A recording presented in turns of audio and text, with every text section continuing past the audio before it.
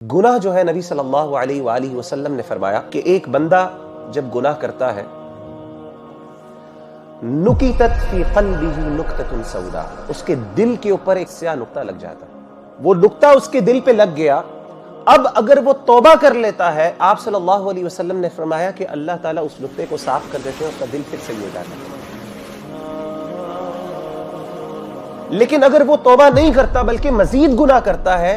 تو آہستہ آہستہ کیا ہوتا ہے کہ وہ سیاہی پھیلتی رہتی ہے یہاں تک کہ وہ پورا دل سیاہ ہو جاتا ہے۔ مربادن کالکوز مجخیا، آپ صلی اللہ علیہ وسلم کے الفاظ ہیں حدیث کے، انسان کا دل پھر ایسا ہو جاتا ہے، اور آپ نے فرمایا کہ کالا سیاہ ہو جاتا ہے، ایسا برتن کی طرح، ایسا مشکیزے کی طرح جس کے اندر بس پانی جاتا رہتا ہے، جو ابزارب کرتا رہتا ہے چیزوں کو، جس میں کوئی چیز ٹھہرتی نہیں ہے، جو پریزرو نہیں کر سکتا کوئی چیز۔ اور آپ نے کہا کہ اس کی حالت کیا ہوتی ہے، اس کی نشانی کیا ہے کہ لا يعرف معروفا ولا ينکر منکرا الا ما اشرب من ہوا، اس کو اچھائی اچھائی نہیں لگتی اور برائی برائی نہیں لگتی۔ یہ بہت بڑی بات ہے، ذرا اس پہ غور کریں۔ آپ کو پتہ ہے ہم میں سے اکثر لوگ جو اچھائی ہے نا، when we do something good، ہم کوئی اچھا کام کرتے ہیں نا تو ہمیں اس کی خوشی ملتی ہے، جس کی وجہ سے ہمیں کیا ہوتا ہے، موٹیویشن ملتی ہے، ہم کیا کرتے ہیں، مزید کوئی کام کرتے ہیں، رائٹ؟ اور اگر ہم کوئی برائی کا کام کریں تو کیا ہوتا ہے، ہمیں گلٹ ہوتا ہے، پچھتاوا ہوتا ہے نا۔ تو اللہ تعالیٰ فرماتے ہیں جب انسان گناہ کرنا شروع کر دیتا ہے تو ایک وقت آتا ہے کہ انسان کا گلٹ بھی ختم ہو جاتا ہے اور جو اچھے کام کرنے کی لذت اور مٹھاس ہوتی ہے وہ بھی ختم ہو جاتی ہے۔ وہ اچھا کام کرتا ہے، اس کو کوئی پلیجر نہیں، کوئی خوشی نہیں محسوس ہوتی۔ اور اگر کوئی گناہ ہو جاتا ہے تو جیسے حدیث میں آتا ہے ویسے یہ جیسے کہ ناک میں مکھی بیٹھ گئی، اس نے اڑا دی، اس کو کوئی پتہ نہیں چلا۔ It did not affect his heart at all، کسی لیول پہ اس نے افیکٹ نہیں کیا اس کو۔ تو نہ اس کو اچھائی اچھائی نہیں لگتی، برائی برائی۔ اس کا ایک مطلب یہ ہے کہ انسان کو اچھائی پہ لذت نہیں فیل ہوتی، خوشی نہیں محسوس ہوتی، اور برائی پہ انسان کو تکلیف نہیں ہوتی۔ گناہ کر کر کے اس کا دل ایسا سخت ہو جاتا ہے، ایسا سیاہ ہو جاتا ہے، ایسا زنگ لگ جاتا ہے،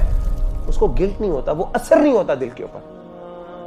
تو اس کا مائنڈ تو اس چیز کو قبول کر رہا ہوتا ہے لیکن اس کا دل کسی بھی لیول پہ انفلوئنس نہیں ہو رہا تھا۔ جیسے سیریل کلرز ہوتے ہیں، سیریل کلرز کیا ہوتے ہیں،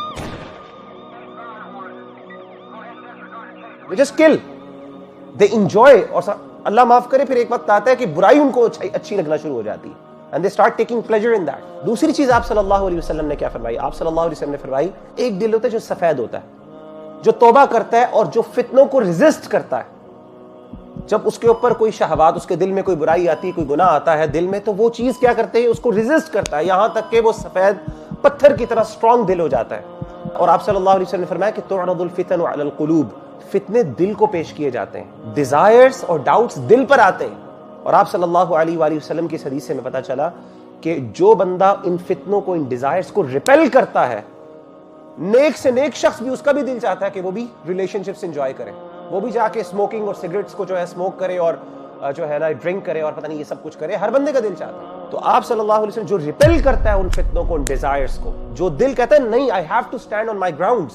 I cannot let myself go، self control کو، سیلف ڈسپلن کو پریکٹس کرتا ہے، پھر وہ ایک وقت آتا ہے اللہ اس کو ایسی ایبلٹی دے دیتے ہیں۔ آپ نے فرمایا کہ لا یضرہ فتنۃ ما دامت السماوات والارض، ایک وقت آتا ہے کہ وہ اتنا سٹرونگ ہو جاتا ہے کہ کوئی فتنہ جو ہے دنیا کے اندر، کوئی فتنہ ایسا نہیں ہوتا جو اس کو اثر کر سکے، انفلوئنس کر سکے۔